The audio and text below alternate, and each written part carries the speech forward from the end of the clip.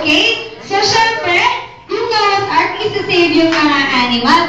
So, si Mami po, yung magsaserve as Noah for today, and habang magpe-play yung music, ganun lang din po. So, sasayaw po tayo, and then pag nag-stop yung music, kailangan natin pumili within these 3 animals.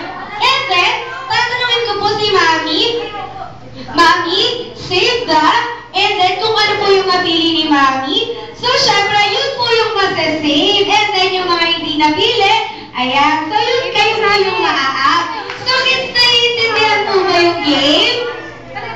Ayan, mukhang kahit yung mga kids ko. Okay, so paano po kaya laruin? So, si Anika, naiintindihan mo po ba yung explanation? Hindi po. Opo, naiintindihan niya. Medyo shy type lang. Kayo naman.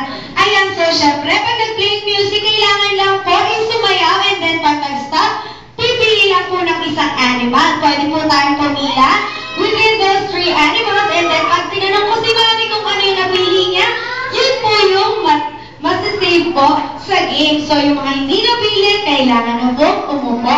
So, naiintindihan po ba yung mga... So, kailangan malakas talaga. Paano tayo mag-start? Okay, para makapag-start tayo, kailangan malakas at palakasan po. So, yung pinakamalakas na maririnig ko, may prizes. So, kids na ba kayo? Ayan, so 1, 2, 3, ano sila natin? Go! Okay, so, go, play that music po, kuya.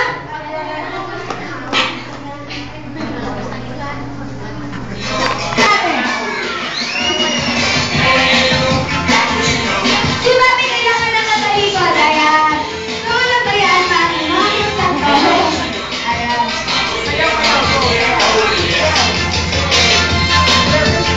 Sige, kids, sayaw. Ayan. So, paano tayo ayan, sige. So, bibili na sila ng ano. Saan? So, alin po kaya? Ayan. So, line lang po tayo. Line lang po. Si ate tayo na nasa masyado.